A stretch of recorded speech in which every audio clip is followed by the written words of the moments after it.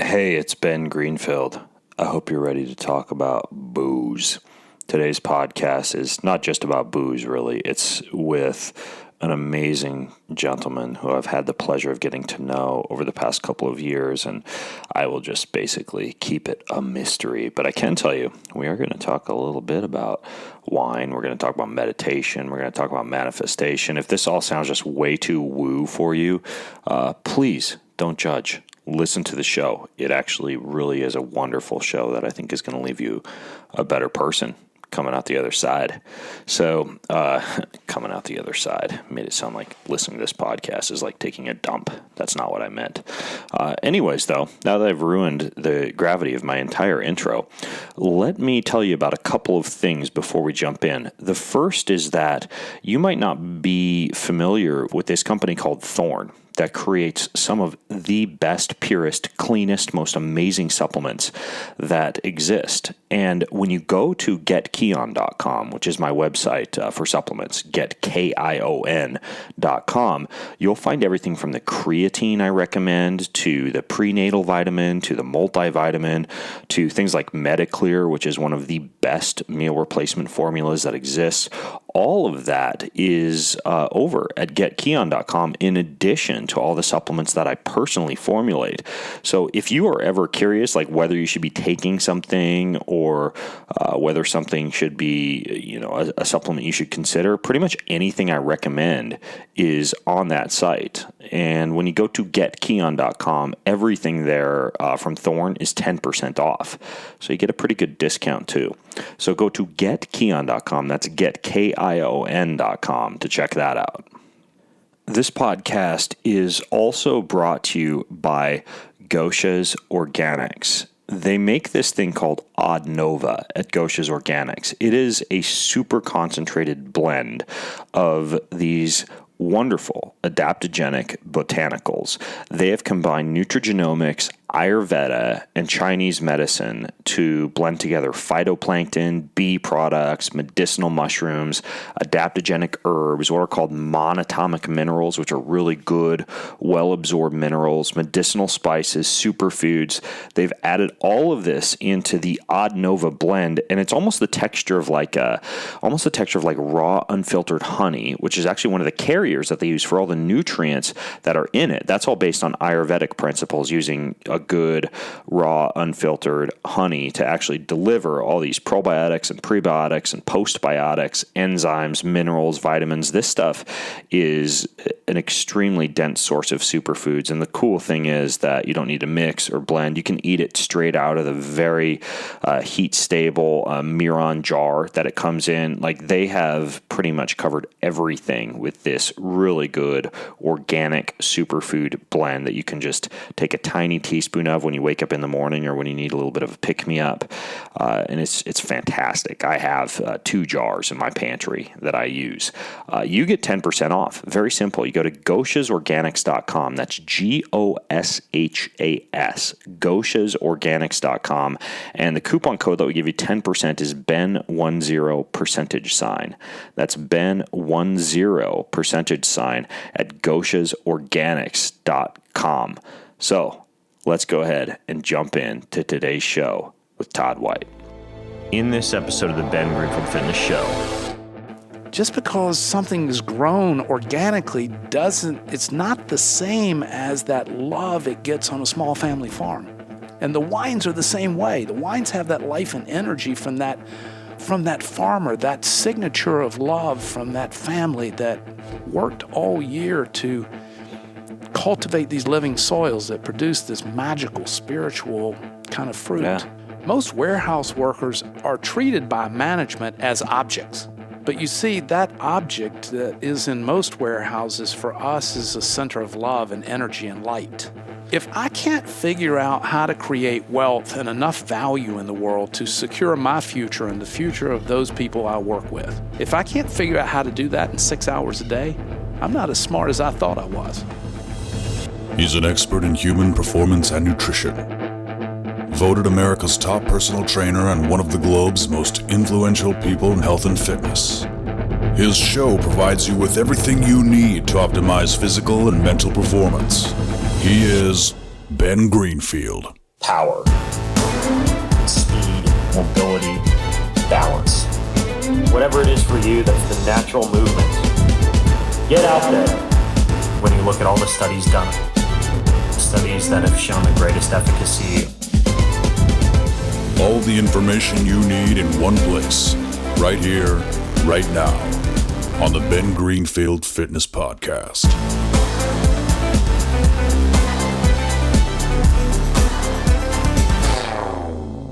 Well, folks, as I promised, I'm sitting here with my friend Todd outside of his amazing estate, looking over the wine. What do you call these wine fields? Vineyards. Yes, those things. The world famous Napa Valley. Yeah, this is a gorgeous place. We even stopped by a gas station on the way up to your house. And even the gas stations here aren't normal. It was like a fancy highfalutin gas station. Yeah, exactly. It was like a fine coffee shop where we filled up on gas. Came up here to your place, and before we came up here to your house, Todd, we did something that I don't think I've ever done at any corporation I've been at, any business, any cubicle, strewn office, anywhere, anytime. We went through something very special down at the office of Dry Farm Wines, your company, which we'll talk about too on today's show. But first, explain to me what it was that me and my wife did when we walked in there. Well, every morning, so we have a ritual at Dry Farm Wines. Every morning we meet at 10 o'clock, which is pretty late by business standards. We allow everyone to protect their morning. We think protecting your morning and beginning your day with your own personal rituals, which might include meditation and cold thermogenesis and others. And everyone who works with us has their own morning rituals. We also pay for everyone's gym membership, so most people go to the gym in the morning. But we meet at 10 o'clock. Now, when you say most people, there were maybe 15 people there. Was that about 15 employees? There are 22 of us. There were some folks away on travel or holiday or whatever. But so every morning, 20 or so of us, or whoever's in town, there's typically 15 to 20 people who will be here at any one given time, begin our morning at 10 o'clock in our office in what we call a circle of love. We live life with the belief that there are only a few fundamental things that are important. The most important thing is love, and unconditional love, and non-judgment, and a life of inclusion for everyone. So we begin our day in a circle of love that begins with meditation. These rituals last usually between an hour and an a half. We have a number of different rituals that we practice, but it always begins with very often breath work, Wim Hof kind of version of breath work, and that's followed by meditation, typically 15 to 20 minutes of meditation, and then we always, or most always, have a session of what we call Gratefulness Therapy.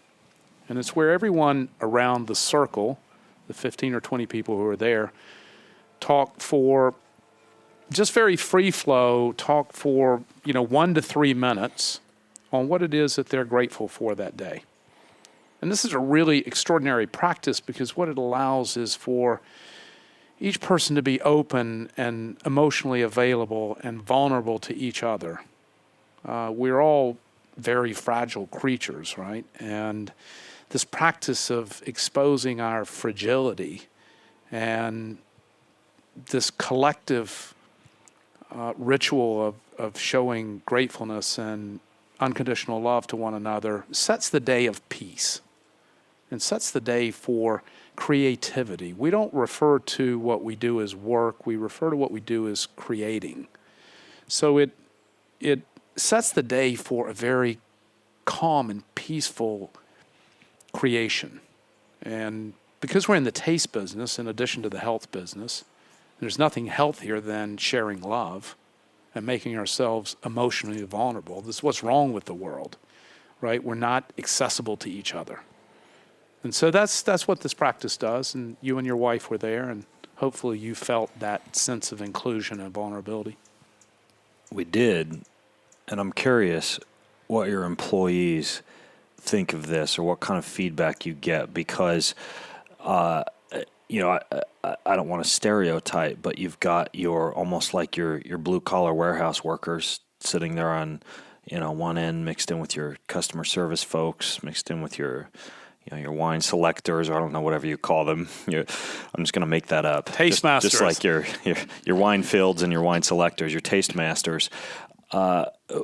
What do these folks think of that? I mean, I can just imagine. One guy said he'd only been working for your company for a couple of weeks, one of your warehouse guys, and it's got to be kind of strange to start working for a company and, correct me if I'm wrong, this is every single morning. Every morning. Be engaged in a good 30 to 60 minutes of meditation and gratitude with the rest of the team. Right. So here's the beautiful thing.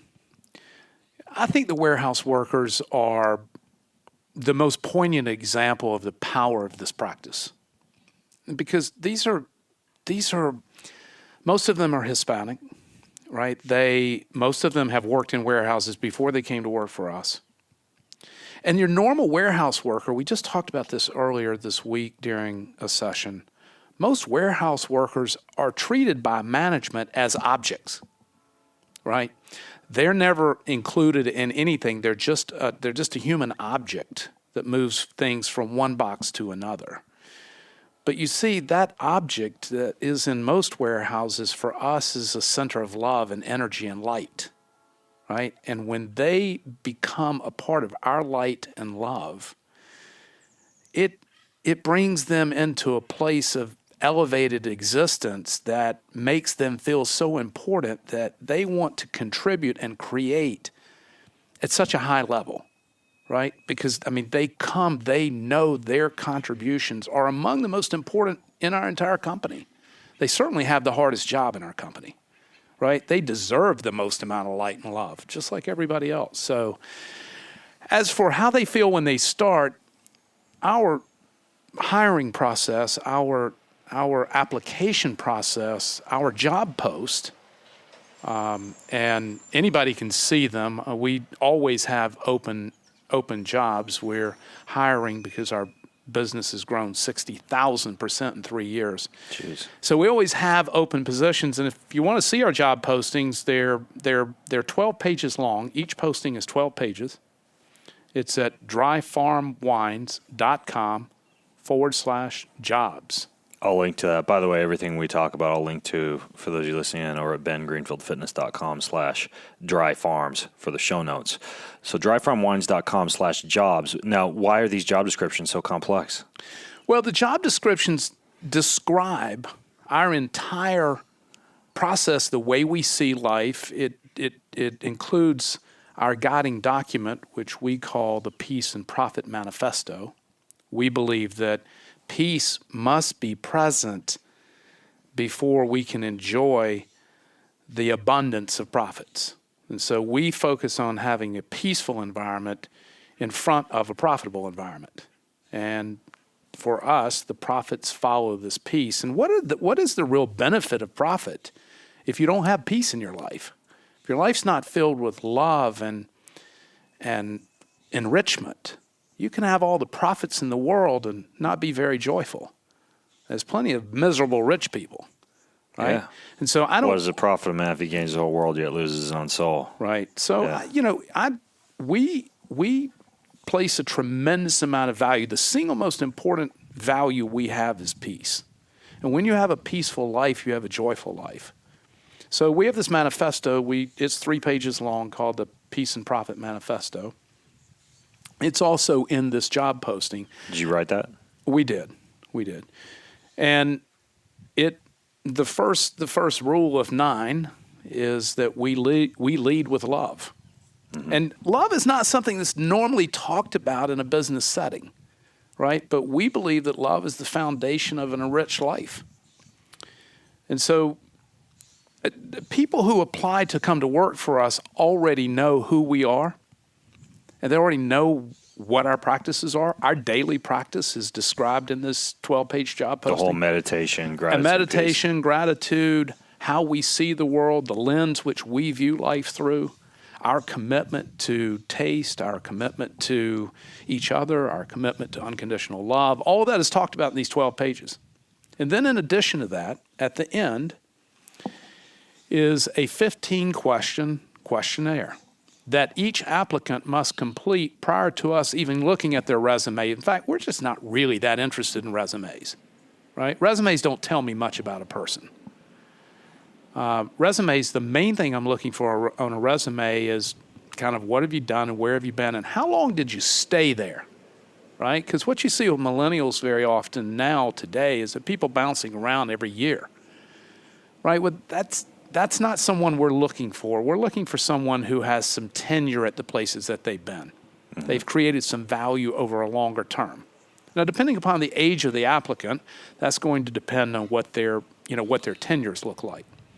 But this 12-page job posting describes everything that you saw today. So by the time they complete this 15-question questionnaire, which takes the average applicant between 4 and 6 hours to complete. These are life questions. There are very few business questions. These are no multiple choice. These are like essay. Right. It's a short essay form. And so the job posting and the application process is designed to be self-selecting. So we want people to select out. We want them to know as much about what some people would think are very bizarre or even strange practices that we have. We think that they're beautiful and enriching and part of a whole powerful life. And you experienced them this morning. But so we want people to select out. And if they're not willing to invest the time to complete our 15 questions, if they're not willing to invest 4 hours, 3 or 4 or 5 hours, in the opportunity to be a part of our abundance, if they're not willing to make that investment on the front side, they're not a candidate who's going to make the investment on the backside. Yeah, that makes sense. You have some other really unique ways in which you run the company. I've heard speak of some of these things like, people taking the weekends off or being forbidden from checking their email at certain points. Like, what are some of the biggies that you think really move the dial for your company as far as keeping people happy and peaceful? Well, I mean, happiness, as you know, is oftentimes that's an internal kind of mechanism of joy that is within. Yeah, man can choose his attitude no matter the circumstances. Right. So we, in addition, as you heard this morning, we recite some readings or quotes. And so my job as the mentor and leader, and I get, as I mentioned this morning, I get the opportunity to be both student and teacher every day. But my job is to share with all of these people are younger than I am, most of them half my age, is my opportunity is to share with them how to find a peaceful, joyful life and how to think about that. And that's particularly important for the warehouse people. Nobody's ever mentored them before, ever. Most of them came from homes that were not filled with any mentorship or leadership. They've certainly never been in a workplace or had anybody kind of take them under guidance. And so even for them, it's very super, super important. I think more so than many of the others. But look, we're all in pain. We're all broken from childhood traumas and our experience of life. And so we're all in healing, right? But some of the practices that I think contribute the most to the peace in our organization, first of all, as you know, we don't meet until 10, and we don't begin creating value in the world and at our business until usually between 11:15 and 11:30, and we stop creating between 5 and 6 o'clock at night. You show up for the job about 10. You got meditation, gratitude, Wim Hof breathing, coming together for a good hour. Then you start work. Right. When we begin creating after that 1 hour, we are only open. We're only creating together in the work capacity for 6 hours. Mm-hmm. It's a very short time window. But I designed this 6-hour window because, most of us like to think that we're a little smarter than the average Joe, right? Well, I came to the conclusion that if I can't figure out how to create wealth and enough value in the world to secure my future and the future of those people I work with, right? If I can't figure out how to do that in 6 hours a day, I'm not as smart as I thought I was. Yeah, it's like Cal Newport's book, Deep Work. He even says 4 hours, right, of deep work. That's about how long I can lock myself away in the office. I would imagine that 6 hours, once you add up any small breaks people might take, you're probably getting close to like a 4 to 5 hour. Probably a 4 hour, yeah. between 4 and 5 hours of creation. So among the other practices that we do virtually no emails to all. There might be 2 a month, right, to our family channel. We do no replies to all. We rarely do multiple copies. We do not do emails after hours or before opening. We have unlimited time paid off. And many people say the studies or surveys show that when you have unlimited time off, people don't take it. Well, that's certainly not the case with our group. People take it. Most everyone who works with me at Dry Farm Wines relocated from somewhere else in the country. Only 2 or 3 people were hired local. One is from Boston, one is from Chicago, 2 are from Florida, North Carolina. They all relocated here from somewhere else. And so, we want them to go home and spend time with their family and friends. We want them to, we also travel. All of our wines are grown in Europe and South Africa. And so I spend myself and our wine team, our wine taste masters, spend about 6 months a year in Europe. Wow, not in California. No, we don't sell any domestic wines. It's got to be torture being out here surrounded by vineyards and you can't actually use any of these wines. I know there's a reason for that we'll get to later. There is. There's a very definitive reason why we only work with these very small organic farms in Europe. Very, very small family farms. But what we do is that we also include our other staff in these international trips. We'll take 1 or 2 on each trip that have no reason to go at all. No business reason. But we want them to have that experience of meeting our farmers, of understanding what living soils mean, of the experience of just international travel and beautiful food and hotels. And our staff stay in the same hotels I stay in. And, when they have these travel experiences, this just elevates their sense of self and elevates their experience in life. And most of them have never traveled internationally before. Yeah. And so to be able to do this for young people, these are, just sort of extraordinary practices. You're also aware because you and I see each other quite frequently throughout the year. Right, we wind up at a lot of the same health and fitness and nutrition conferences where inevitably there seems to be some kind of a Dry Farm Wines party or Dry Farm Wines table, or someone's handing me a glass, or in your case, often a bottle of Dry Farm wines. Right. So we're the official wine for over 200 health and performance conferences around the United States, and certainly all of the major ones that you know and participate in.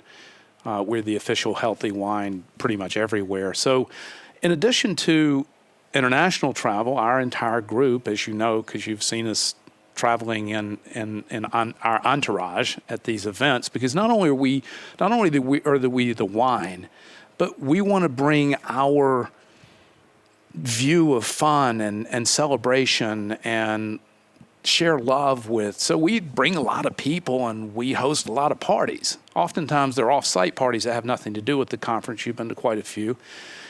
Most of us are ketogenic, and we're certainly all low carb and all focused on, healthy eating and wild-caught fish and grass-fed They come in that beef, way, or your employees just kind of get converted in the process? No, most of them come in that way, just because most of the people that we meet, that we hire, most of them know us through that circle. Yeah. Most of them. Yeah. That's what happens a lot of times with the Ben Greenfield Fitness brand or the Keon brand. In many cases we're hiring people off of our Facebook page who already seem to be into the idea of maybe not eating for 12 to 16 hours during a 24-hour cycle, or minimum effective dose of exercise, or, eating plenty of wild plants. So, yeah, I hear what you're saying. Yeah, so most of the people come through us through our own channels, so they're already living or aspiring to live a better life.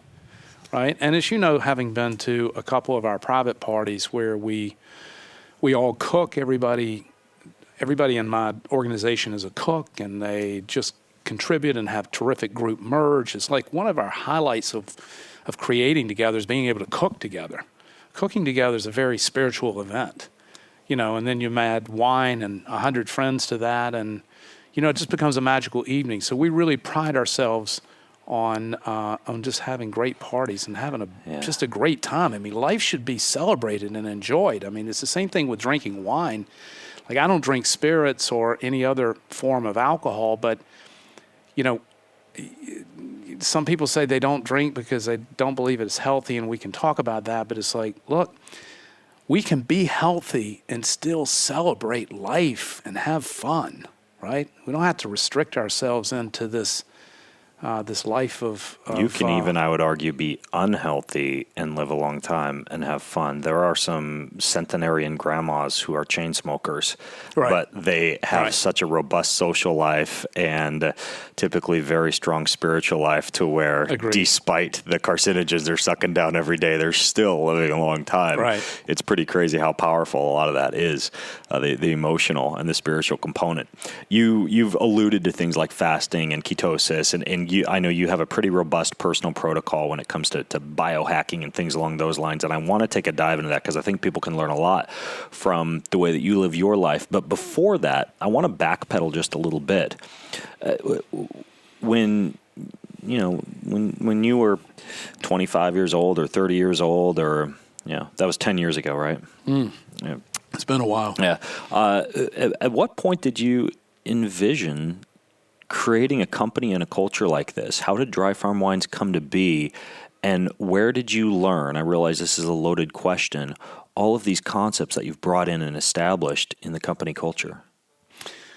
Well, we refer to it as a grand life experiment, right? And so there's no real protocol for what we do. I mean, there's no precedent. I've never. First of all, to wind way back, I started my first company at 17. I've had probably started 10 companies. I have... what was your first company? A car wash. Nice. And I rented a bay. At that time, back in the day, you still had service stations with car bays in them. Because you wear an Austin Powers-like bikini and bring out the regs. So I actually didn't rent it. I actually exchanged my services pumping gas for the service station owner in exchange for the use of his bay, and then I put a sign up and started washing cars and worked for him for free in exchange for the rent on the bay. And that was actually my first small business. Well, I mean, I had sold things like that before that as a kid, but that was my first kind of adult concept of a business. And from there, I had a couple of really pretty meaningful successes and a couple of minor failures and one grand failure. And the grand failure happened to be the business just before this one. And that reshaped my life and redefined how I thought about living a life of appreciation as opposed to a life of expectation. And what was that failure? I was a senior healthcare business based in Atlanta. I had about 40 employees. But I determined after about 2.5 years that it just wasn't going to work for a number of reasons. The business concept was very good. It just wasn't the place I needed to be, and I was in the business for the wrong reason. And the business wasn't working as a result. So I shut the business down. Still had $500,000 in the bank at the time, which got distributed to the investors, but it's still, it wasn't an ugly shutdown. It was very clear to me that it wasn't going to work. And sometimes in life, the things we say no to are way more important than the things we say yes to. And it was time to say no to this business. And that business left me virtually broke in my early 50s. And so I had an awakening. And that awakening was my discovery of meditation. And meditation changed my life, and meditation was the beginning of this business. And so I took about 6 months off in a very deep grieving, a very shameful period. I'd never had anything fail like this, or I'd never, I really blamed. I'd owned this deep sense of blame and shame. And from that, I'd found meditation. And meditation literally saved my life and allowed me to rebuild what has become my business today and my life today. And so that was the beginning. That's sort of the beginning of Dry Farm Wines. After I recovered and awakened and started coming back to life, I developed a set of 18 business rules based on everything I had learned in the past on what I did and didn't want in a business. And from that became Dry Farm Wines. And how Dry Farm Wines became was I was scratching my own itch. So I had become ketotic. I've been in ketosis more or less, not full time. I feast out and experiment with many, but substantially. And because I only eat once per day, because I do a 23 hour daily fast, I'm in ketosis every day just by default of starvation, right? So, and then when I do extended fast or really focus on a high fat, I kind of have a lot of variability in my diet. But the one thing it doesn't include, except last night with you, and occasionally when I'm traveling in Italy, I don't ever eat flour or bread or pasta or anything like that. But that polenta last night was pretty amazing. Well, those meatballs were on top of. Yeah, the polenta was pretty life-altering. And it went well with that. What was that wine? That orange wine? Yeah, the orange wine. We'll talk about orange wine in a moment. But, so the one beautiful thing about our wines, and I want to come back to this diet thing in a second, but the beautiful thing about our wines, because these wines are grown from living soils by these small family farms. I like to compare these wines, which are, they're our wine club members get a different wine or different set of wines every month. They're never the same. Right, and so you get this kind of experience of tasting the farm.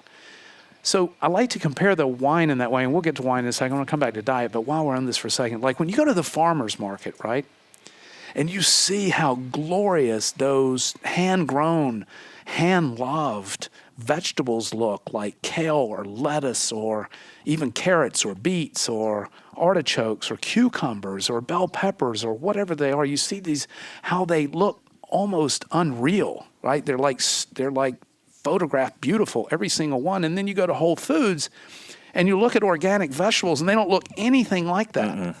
So just because something is grown organically it's not the same as that love it gets on a small family farm. And the wines are the same way. The wines have that life and energy from that farmer, that signature of love from that family that worked all year to cultivate these living soils that produce this magical, spiritual kind of fruit. Yeah.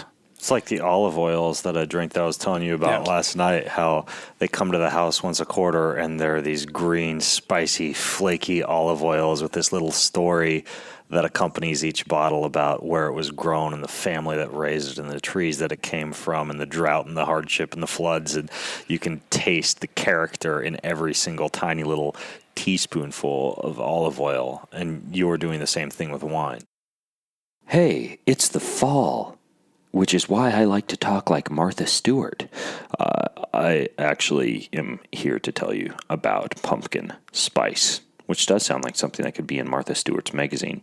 You may have heard me talk about the version of golden milk that I drink at night, which is coconut milk and cinnamon and some turmeric and even a little bit of black pepper thrown in there to get the turmeric to absorb better, turkey tail, reishi, lemon balm, a whole host of wonderful ingredients that allow you to sleep well, but also give you just something that's amazing, like a golden elixir to sip on at night. Well, now what the folks over at Organifi have done is they've added all organic pumpkin spice to this superfood formula, so you get this warm rush of sweet, autumn-inspired joy without the sugar or the syrup or the whipped cream or anything artificial. It's the healthiest pumpkin spice treat you're ever going to savor, and you get 20% off on it.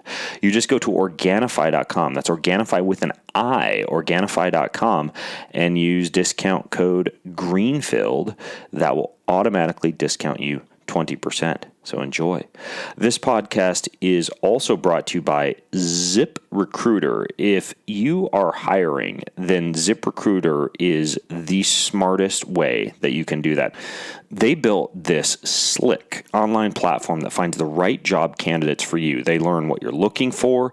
They identify people with the right experience. Then they invite them to apply for your job. They've literally revolutionized the whole job hiring process because 80% of people who post a job on ZipRecruiter get a quality candidate in exactly 1 day.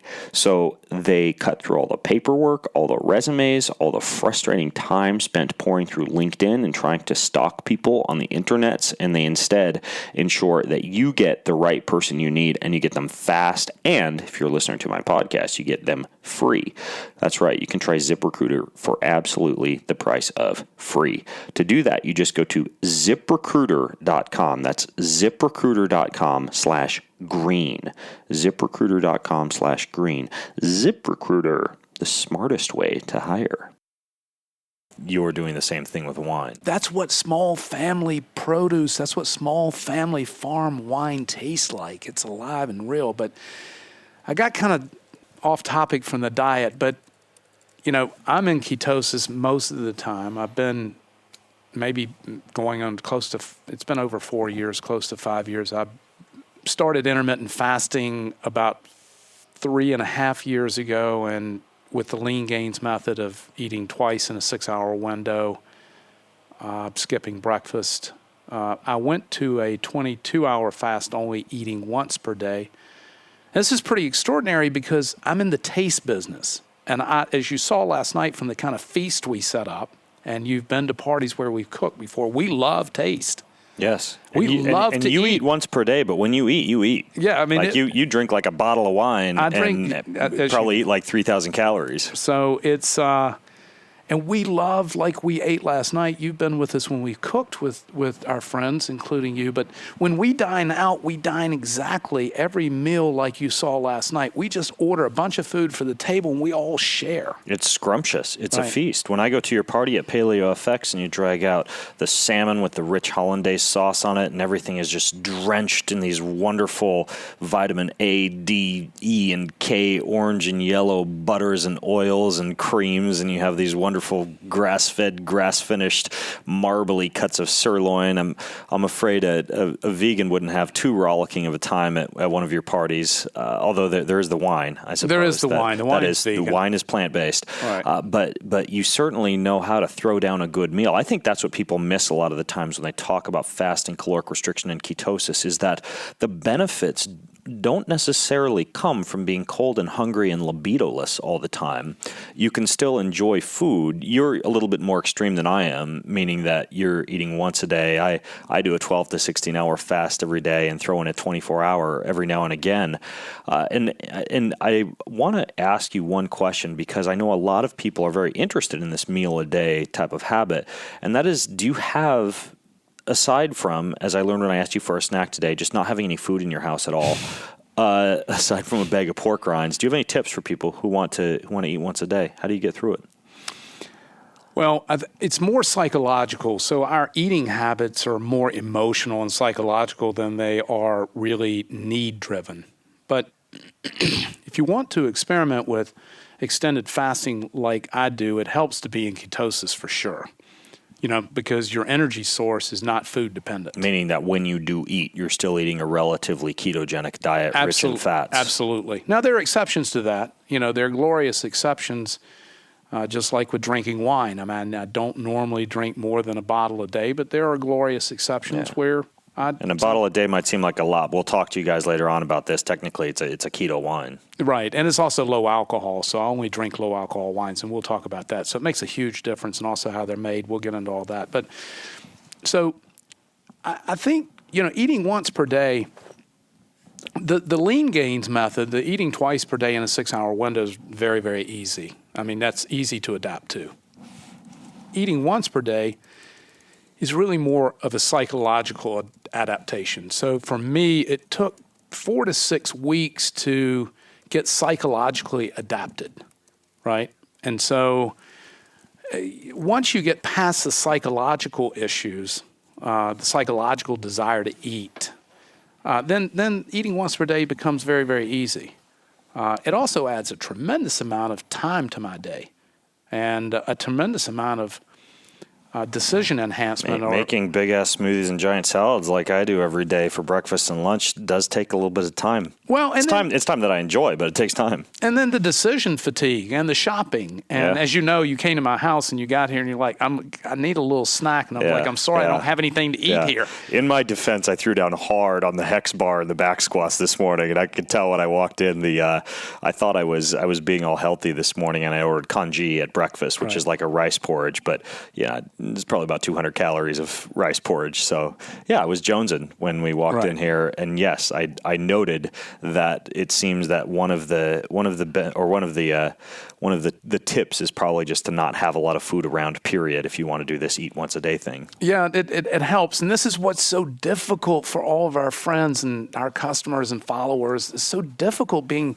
I live in a world surrounded by like-minded people. All of my entire staff lives this way. So some of them eat twice a day, some only once per day. And we're all substantially in and out of keto or largely in keto, blood-tested keto. I mean, we're pretty hardcore. We're all biohackers.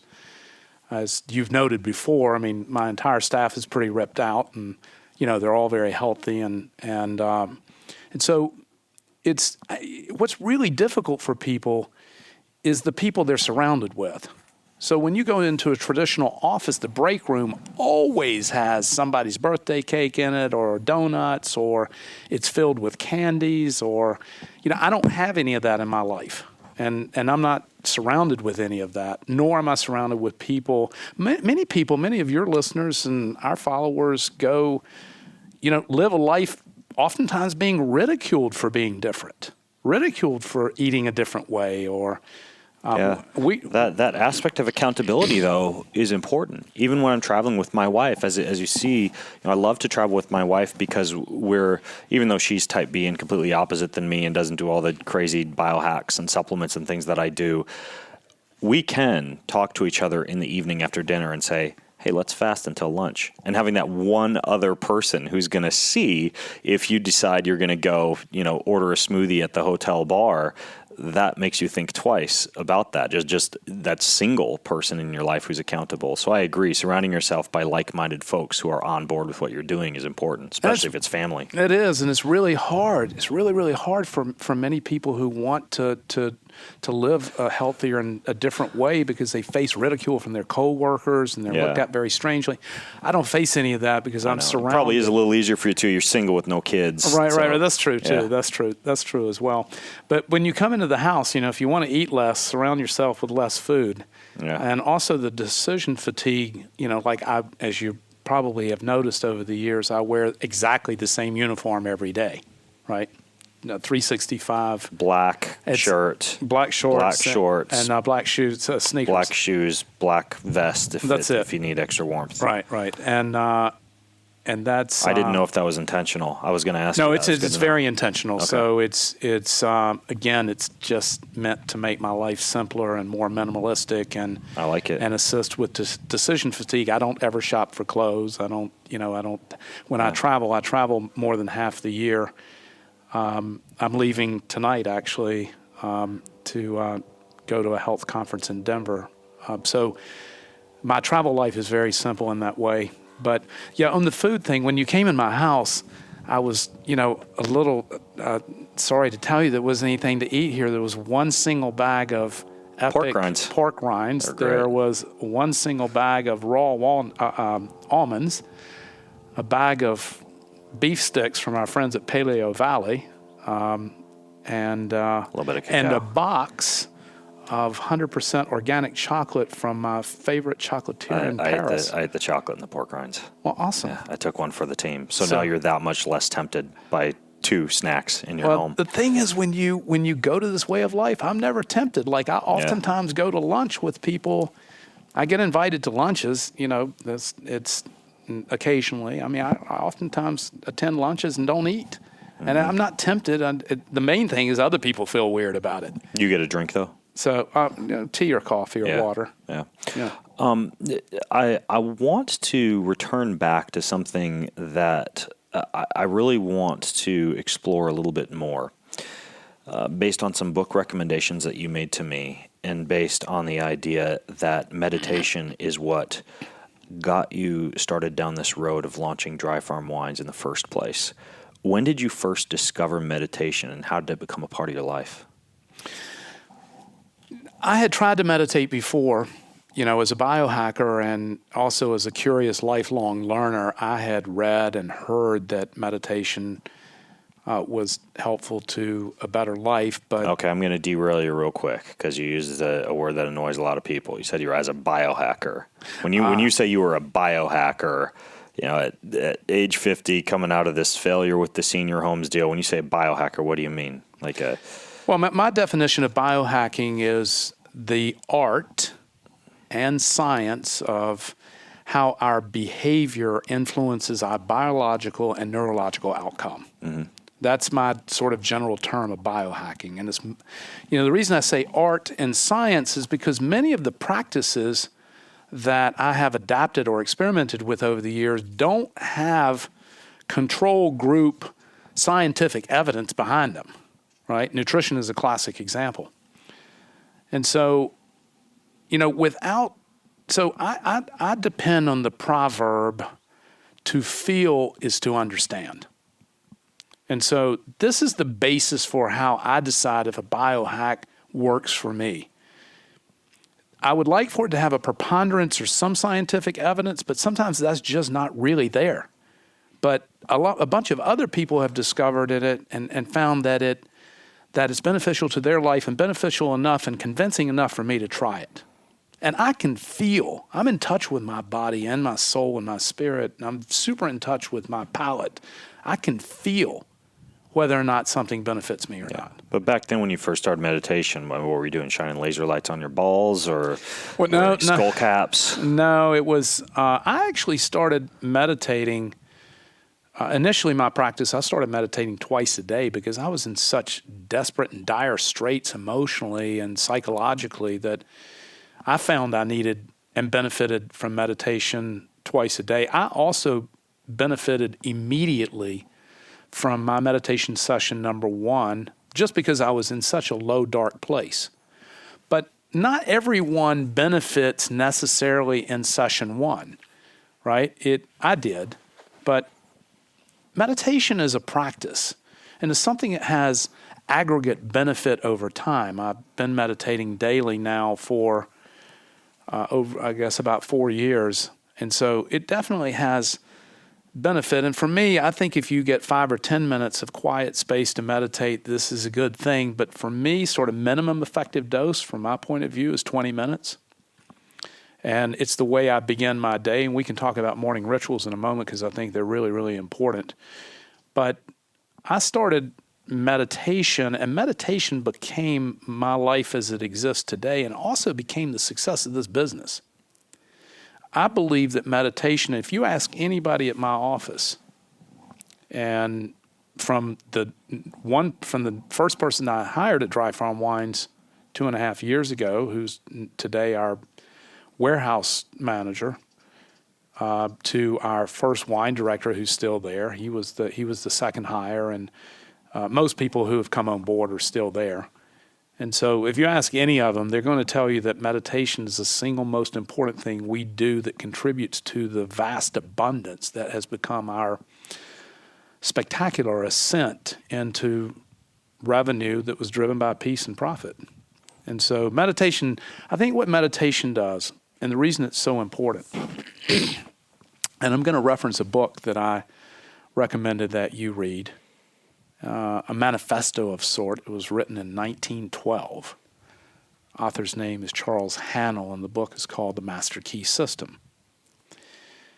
And I want to reference one of the passages from part 1 in that manifesto in a moment. But what meditation does is it allows us to quiet the mind. So most of us are living a life in the trance of traumatic thought. And so that thought, it's speculated by neuroscientists that we have somewhere around 60 to 65 thoughts per day. The problem is that 95% of those thoughts are the same thoughts we had yesterday. And so we're living in a trance of thought. And what meditation does, much like any kind of fitness, meditation is like a warm bath for the mind, but it's fitness for the mind. Meditation teaches us to live in the present moment. It teaches us to stop that trauma of thought. It teaches us through practice to find peaceful presence in our day. And that allows us to be creative. And that allows us to receive.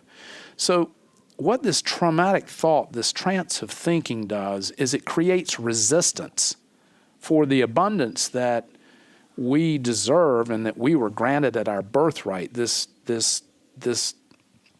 We were granted this abundance. We all deserve to have an abundant, loving life filled with joy and wonderful things. But this trance of thinking that we're all caught up into is...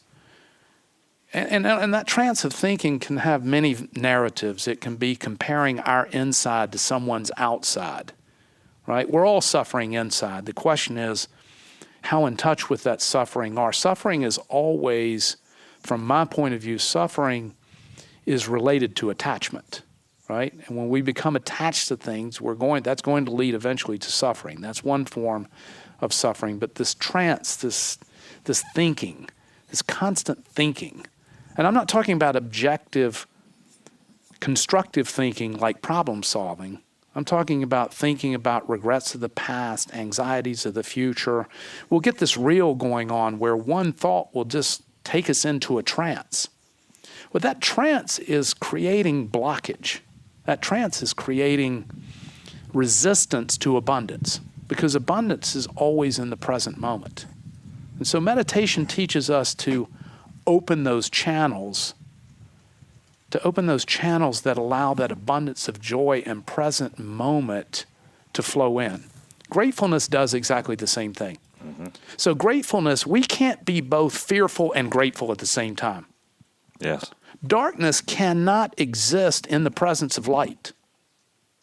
And so gratefulness is the same way with anxiety. So if you're one of the practices that I don't use much anymore because I'm generally in a peaceful state from meditation in my practices. But if I have a moment of concern or anxiety, which used to be quite often, right? Normally it revolved around employees or some kind of bullshit business deal or, waking up in the middle of the night with that reel of concern, something that's going on. The one thing that I find very helpful in that moment is to focus on an object. If you live in nature like I do, I'll choose a tree or a plant or a butterfly or a flower and focus intensely on how grateful I am to experience that sight. Mm. And when we get in that mindset of gratefulness, that anxiety will melt away. It's impossible to be both grateful and anxious at the same time, or grateful and fearful at the same time. So when we can remove fear from our life and anxiety, we open up those channels to receive that abundance. So that being said, I want to close this question out with this quote that you heard this morning because we recited this reading at my office in the Circle of Love and Meditation this morning. And that reading is from Charles Haanel's 1912 Manifesto, The Master Key System. And it says, first, we must be. And what Charles means by being is that means being present and of a clear, quiet mind. So first we must be before we can do. And we can only do to the extent to which we are. And what we are completely depends upon what we believe, what we think, what we create, what we feel, and what we vibrate into the connected source energy that is all of life that is connected. But first we must be. And when we find our place of being, and meditation is the most helpful thing for that, when we find our place of being, that's when we can do and create at our highest level. You recommended that book to me, Master Key. I don't remember if I told you this or not, but it's a 25-week course. It is. So the book is laid out in 25 chapters. I am in chapter 6 with my kids right now.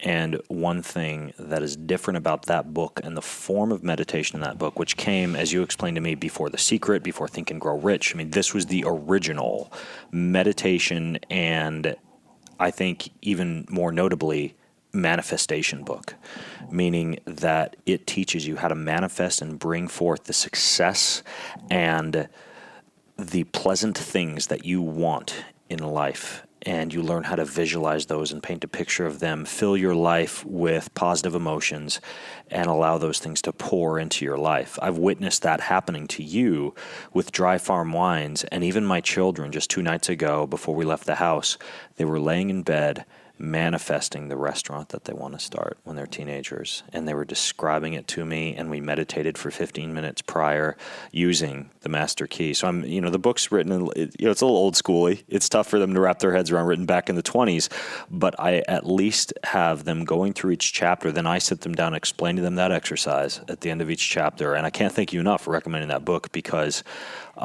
if the Greenfield boys begin an amazing restaurant or discover the cure for cancer or travel to Mars, you're going to be partially responsible, because they're back at home manifesting the heck out of that book right now. Listen, brother, we're all manifesting. Every single person listening to this podcast is manifesting every single second and day of their life. The question is, what are you manifesting, and what tools are you using to manifest in the correct way? And so, the 2 books I recommend most, the number 1 book I recommend that people read is The Power of Now by Eckhart Tolle. Because Eckhart, I think, does the most elegant job of helping us understand how the mind works and how it is so destructive to our life. But what Eckhart doesn't do is he doesn't offer a prescription. He offers an understanding. He offers, and Eckhart also is very focused on complete presence, right? Now, if I want to be a monk, I can be completely present all the time and void of any thinking, or, this is kind of, but you see, I'm an entrepreneur. I'm a creator. I'm interested in creating things and leaving a contribution and a legacy, and I'm interested in making the world a better place than I found it.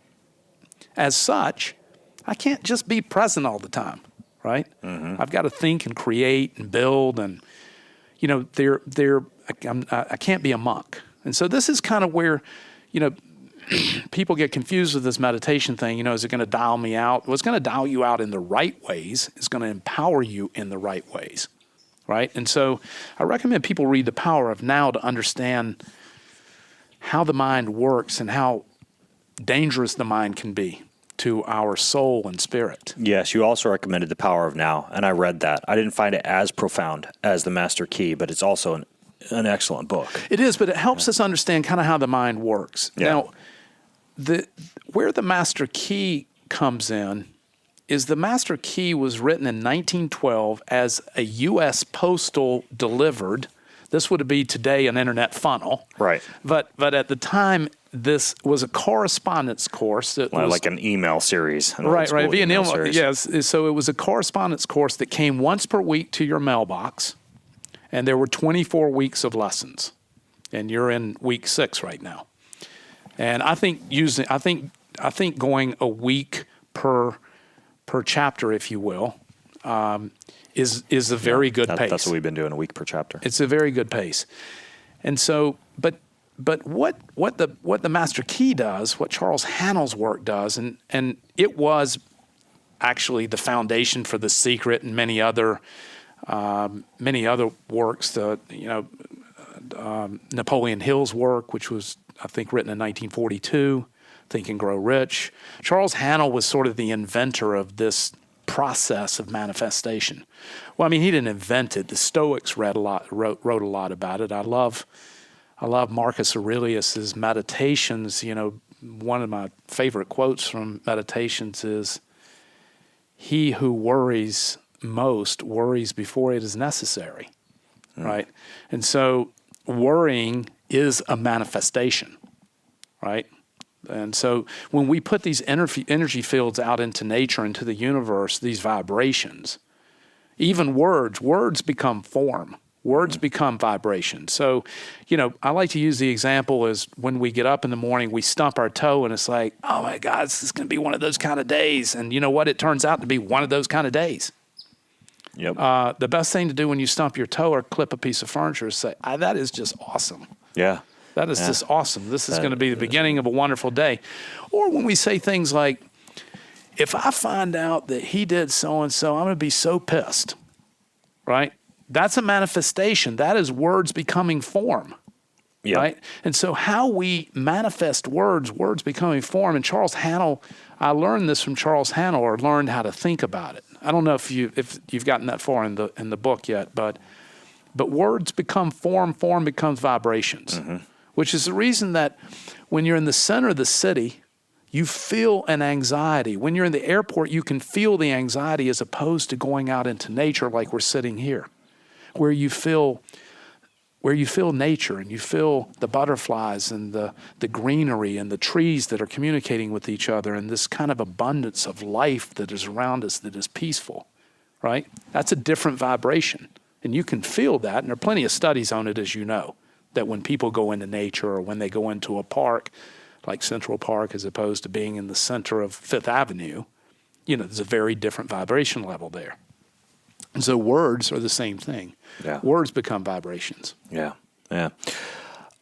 There's so much that I want to learn about you and your meditative practice and your morning ritual, but I also want to unleash the beast and ask you about wine, because you are one of the smartest people when it comes to wine that I've ever conversed with. And I know we could talk for a long time about it, but I want to specifically get into why it was that you began Dry Farm Wines and what you learned along the way about wine in general. I realize it's probably something you could chat for 2 hours about. You probably have, but fill myself and all the people listening in on wine and what Dry Farm Wines actually is and how that came to be. Yes, it's a long topic. So let me just touch on a couple of high points. So I began Dry Farm Wines because I needed a healthier, better way to drink. I've been a lifelong wine drinker. As you know, I drink about a bottle a day. That's crazy. And low alcohol, all natural, additive free. We'll talk about this quickly. But I had 5 glasses last night, and I woke up this morning, crushed the gym at 5 a.m., and felt amazing. Yeah, it's Hangover-Free. It's pretty amazing. It's also sugar-free, and I'll tell you about our protocol in a second. But how Dry Farm Wines began is because I was a lifelong wine drinker, and when I became ketotic and really focused in on my nutritional programming, I found that I couldn't drink standard wines anymore, and I didn't know why. I thought it was the alcohol. I thought I was aging, not metabolizing alcohol well. And so I started experimenting with lower doses of alcohol and by way of mixing. It was in the wintertime with mixing wine with hot tea at night when I came home and just drinking a lot less, and I felt better. And just quite by accident, details are not important, but quite by accident, I discovered natural wines and lower alcohol wines, neither of which I knew anything about. And I discovered it from a very knowledgeable friend of mine in the wine industry who lives here in Napa Valley. And I was describing to him, I wanted to actually make wine. I wanted to make low alcohol wine. I thought it was just the alcohol was the problem. I wanted to make low alcohol wine in Napa Valley. And so I asked him, he was the smartest person I knew in the wine business. Photographic memory, just a brilliant character and a loving friend. And we were on vacation with he and his wife in Mexico. And I said, I want to make a low alcohol wine. I was thinking this through, and he said, have you drank any of the low alcohol wines from Europe? And no, I'd never heard of such a thing. So that was kind of began the process, and just fast forward, then I discovered natural wines. And what a natural wine is, less than 1/10 of 1% of all wines in the world are natural. There's only 500-600 winemakers in the world, and most of them are in Europe. There's 20 or 40 in the United States. Most of them are in Europe. The movement really started in France, in central France, in the Loire Valley, and then into Beaujolais. But natural wines are a very specific winemaking protocol and a very specific wine growing protocol. Now, we usually refer to all of our farmers as wine growers because there's not really anything happening in the cellar. All of the wine creation is really in the vineyard. So wines are grown, not made, right? And so with a natural wine, it's always organic or biodynamic farming, always. In addition to that, and in our case, not true for 100% of natural wines, but in our case, we have a few other criteria that we require that may be beyond just natural. And those two primary requirements or quantifications that we have is that the wine also be non-irrigated or what's known as dry farmed. That's what dry farming is, non-irrigated. Non-irrigated. And I'll talk to you about why that's important in just a moment because it's a really big piece. And I would say 95% of natural wines are not irrigated. But in our case, it's a requirement. The other requirement we have that doesn't fit all natural wines is that we also require that our wines are sugar-free. We believe that sugar is the most dangerous neurotoxin that's legal on the planet. And we're just rabidly anti-sugar. And so we don't want to drink sugar, and being in ketosis, I'm not interested in sugar. So our wines are also lab tested by us, so we know that they're sugar-free in addition to several other quantifications. So natural wines are organically or biodynamically farmed. In our case, they're non-irrigated or dry farmed. They have no additives. They are fermented. This is another really important piece. They are fermented with wild native yeast. No kidding. Right. So all commercial wines are fermented, and I'm talking any wine. I'm talking about 99.9999% of the rest of the wines that are not natural are fermented with genetically modified commercial lab-grown yeast. See, working with a native wild yeast, and every grape in the world has yeast on the skin. It's collected through the air. And so to work with this wild native yeast is very temperamental. You can't make wine in very large quantities. You can't make wines that are high in alcohol, which is a trend now. You can't make wines. You just can't make wines in any appreciable quantity using these native yeasts. The native yeasts are very temperamental. They're very delicate, right? But it's a super important protocol of the natural process because everything is natural, including the yeast. So the reason that commercial winemakers use lab-grown yeast is because they're modified to withstand high alcohol environments. They're also very easy to work with. They're very sturdy. They're not temperamental. And they produce a predictable fermentation process, which allows the winemaker to have a risk-free fermentation and make large quantities of wine, right?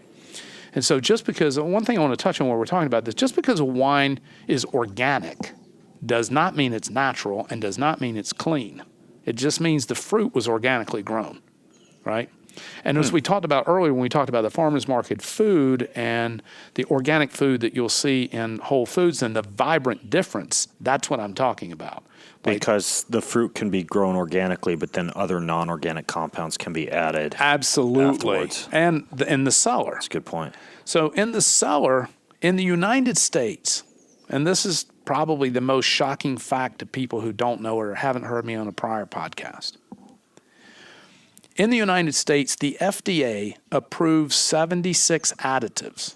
Now, all of what I'm telling you can be easily validated online. For wine, 76 additives that can be added to wine. Yeah, you can just validate this by going to Google and just search FDA wine additives, and you'll see the 76. It's a pretty nasty list of characters, right? And so, and you can link that in your show notes if you want. But so these 76 additives, which are commonly used, and by the way, just because it's a European wine doesn't mean it's additive free. There are 56 approved by the EU. Oh, geez. right? Not as many, but still a nasty list of characters. And so these additives, so natural wines are 100% additive free.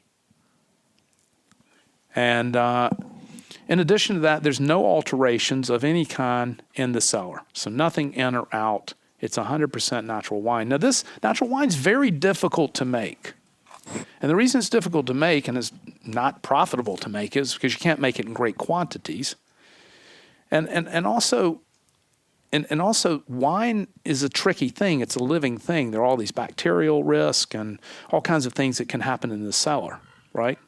And so a commercial winemaker, a regular winemaker, has a whole tool chest of chemicals and additives that allow him to kind of fight against these bacteria. The natural winemaker doesn't have that, right?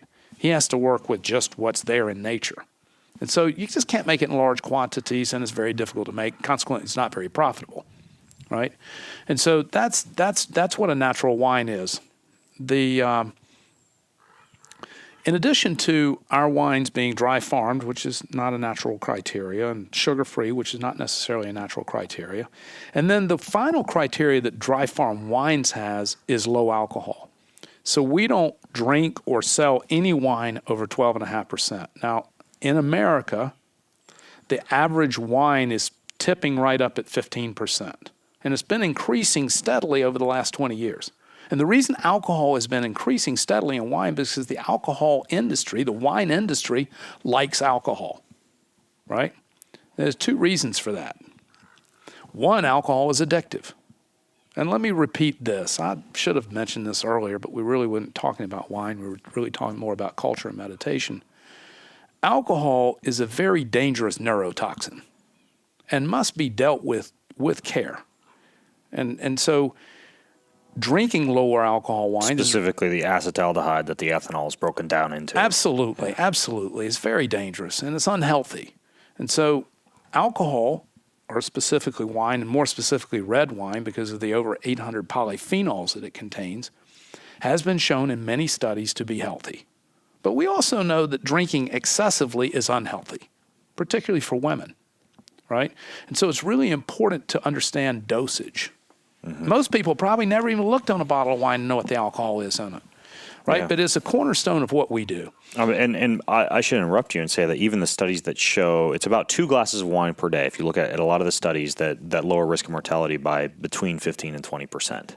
That's the basics of it. But these are not giant fishbowl size glasses of wine. Yeah, there's 5 or 6 ounces. And in a lot of these blue zones, the blue zones are drinking wine that is very similar to the type of wine that you've just described. All the wines drank, of the 5 blue zones, 3 of them, wine is a staple of their daily diet. Yeah, and in some cases, you and I were talking about last night, sparkling water is added, and they're making sparklers. And so when we're talking about 2 drinks a day, there's definitely differing definitions of what 2 drinks a day means. But the important thing is that, like in Icaria, where they make this which Icaria is one of the blue zones, in Icaria where they make this home brew, this wine out of this very specific grape that is native to the land there, and they drink it daily.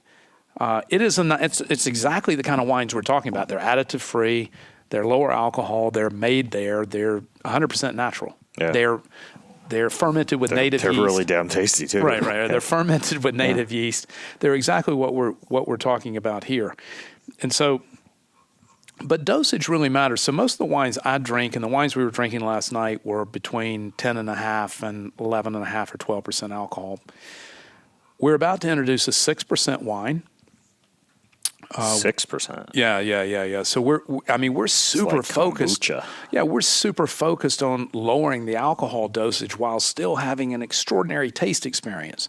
And the one thing you know about our wines, and you experienced last night, where we probably tasted 6 or 8 wines, is that they're really extraordinary, right? And they have this kind of life and energy and spirituality about them. It's not like drinking a factory product.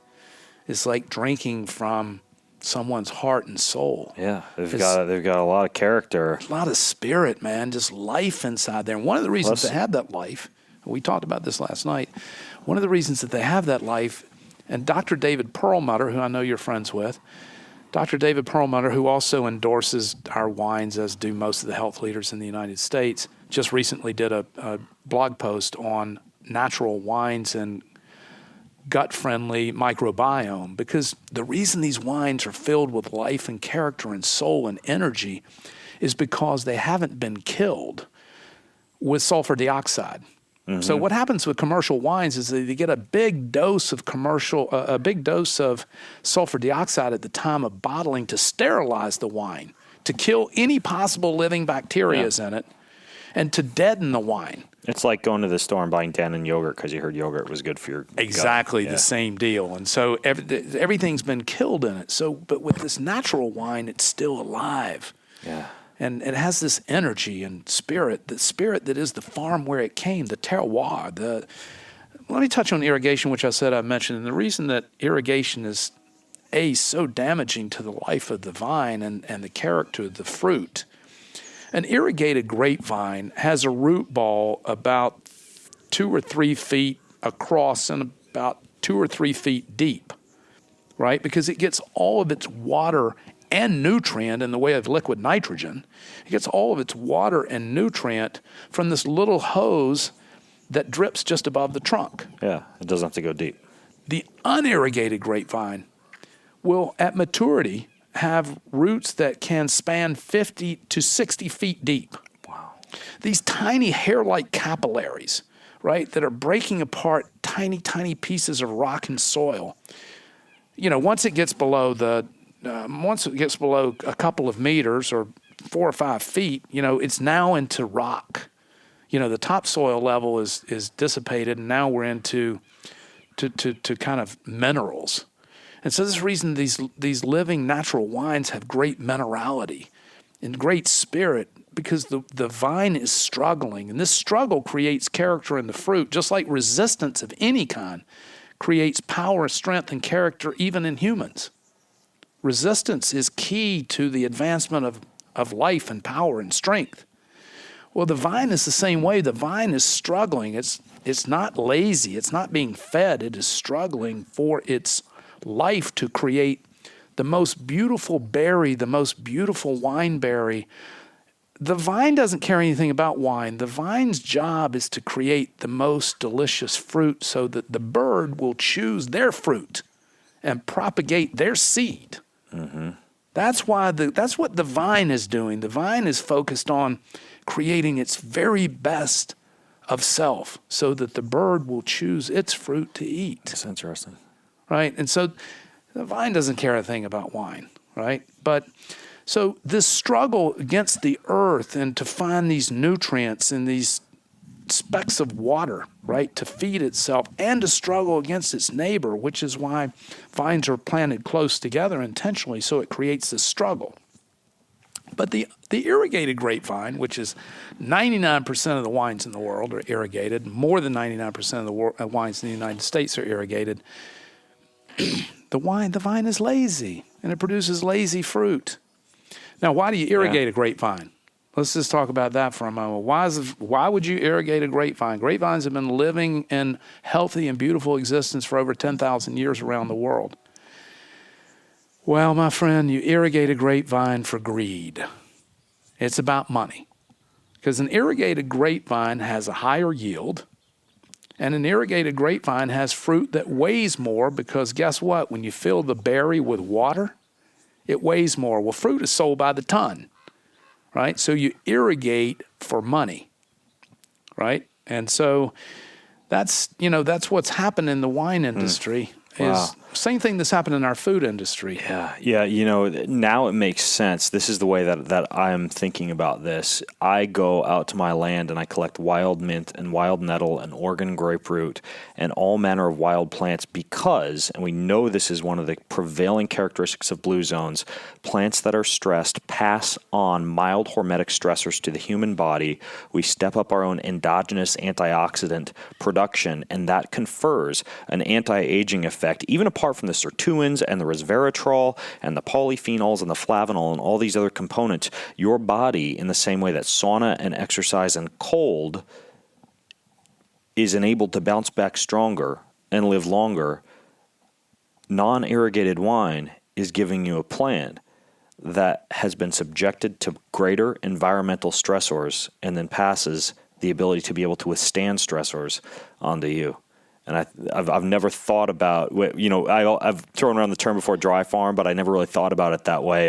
And it makes sense just from purely longevity, and of course from a natural standpoint.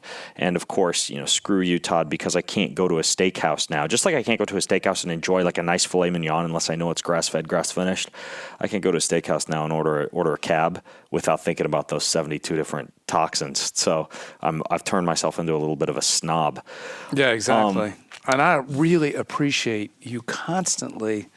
This is not related to wine, but this is so important. This is also so important for butter, is that when you talk about grass-fed, you always say grass-fed, grass-finished. Grass-finished, yeah. Yeah, I mean, because that's important. Yeah, you can be grass-fed and then spend 100 days eating corn and grain. Right. Hey, so I've gotten a few boxes of dry farm that arrive at my house, and it's got different varieties of bottles in it that you've handpicked and hand selected. I mean, you've got a sparkling wines, those wonderful orange wines that we were drinking last night, dark reds, light reds, whites, a pretty big variety that I know you guys select and then ship out. When someone becomes a customer of Dry Farm Wines, is that how it works? Is it on a monthly basis that you receive like a box of wines? It can be any frequency that they want. Most of our customers receive wines from us, or most of our members. We also have customers, so we have customers who buy, kind of one time. But you can buy a la carte if you want to. Well, not exactly. I can explain that to you in a moment. But most of our customers are members, and they receive wine either monthly or every other month. However, they can receive any frequency they want, once a quarter, twice a year. Whatever frequency they want, they can choose that frequency. But most of our customers, because most of our customers are regular wine drinkers and want to be able to drink a healthier product on a regular basis. So most of them receive shipments from us monthly or every other month. If you're on our email list, if you sign up for our email list, we also send out special promotions a couple of times a month that allow people to buy one-off, to buy a single box of wine. But most of our customers are members, and they receive in that, or if they buy a special offer, they receive a hand-curated selection, never the same bottle, never the same wines, right? Every month they're getting different wines, different varietals. They can choose all red. They can choose a mixed box. They can choose all white. Yeah, it's like my olive oils. I get Australia, right. Spain, Italy, all over the world. Yeah. The only criteria is that these wines are lab tested by us, that they meet all of our criteria, all of our farming and cellar practices, and all of that's outlined on our website, all of our requirements, as well as all the many health endorsements that we have around the world. So you can see all that on our website, but we hand curate a selection in every box. So every box is different. So you're not getting the same wine over and over again. And the beautiful thing about that, we were talking about the name of my dog this morning, and we actually drank one of these wines last night. Pinot. Yeah, Pinot. My Pinot. Favorite grape in the world is Pinot Meunier, which is grown exclusively in a small part of France. And I just named my recent puppy Pinot, which is spelled Pineau, not Pinot, right? And so the extraordinary thing is when you receive this box of these magical, kind of spiritual, handcrafted, family wines. Freshly packed by meditative, grateful warehouse workers. Packed by the Zen warehouse, right? When you get this box of these wines, they're oftentimes grapes you've never heard of, because Americans only know the top 8 grapes that the American industry has embraced. The most popular one is Cabernet Sauvignon, which is the grape king of the Napa Valley where I live here. And so Americans only know Merlot or Pinot or Cabernet or Chardonnay or Sauvignon Blanc. That's the wines they know. But when they receive this box of these magical elixirs, right, these magical wines, these living spiritual wines packed by the Zen warehouse, right? When they receive that, they're getting a chance to taste varieties they've never heard of from all over the world, right? It's kind of like taking a trip. It's like traveling. It's like going to a European wine country and discovering wines that you had no idea existed, and therefore no idea that you would love them. right? And embrace this taste experience. Yeah, that's the cool thing, is that you can gather around and try all these new wines. Now, I know that you told me before we started recording that people, if they're listening and they were patient enough to make it through this entire show, I don't know. How long has it been here? I don't know. I mean, I don't know. I should have glanced at the clock before we started. They can get wine for a penny. Yeah, so you can get a penny bottle from us as a thank you, and then thank you from Ben and an introduction That's to... better than $2 Chuck. Right. So you can get a penny bottle. It's super simple to find this offer. It's online. It's dryfarmwines.com/Ben, B-E-N. Dryfarmwines.com/Ben. That's it. You get a bottle of wine for a penny. That's it. I like it. And I know that there are a lot of other things that people can get after listening to this podcast, but I'd recommend to go along with that bottle of wine.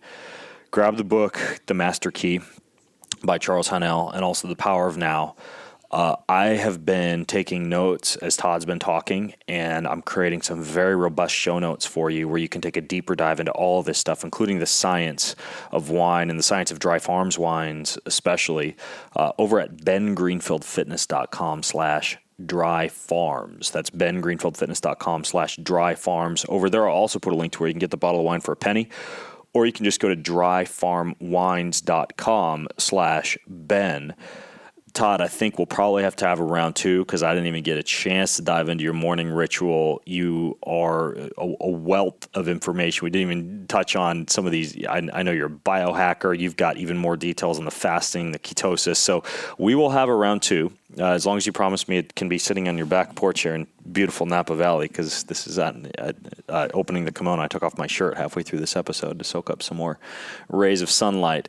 But Todd, dude, thank you so much for being who you are, for creating the company that you've created, and also really giving others a good example for company culture. I can learn from you for Keon, I think, and incorporate a lot of this meditation and gratitude into my own company. And thank you for making amazing wines that we can drink 5 to 6 glasses of guilt-free every night. My brother, we're so grateful to have you here sharing your love and bringing your wife, who I've met before, but it was such a treasure and treat to have her here. If you really want to experience the Dry Farms culture, go to dryfarmwines.com/jobs and join our family. There you go. Boom. All right, folks. Well, I'm Ben Greenfield along with Todd White, founder of Dry Farm Wines, signing out from bengreenfieldfitness.com. Have an amazing week.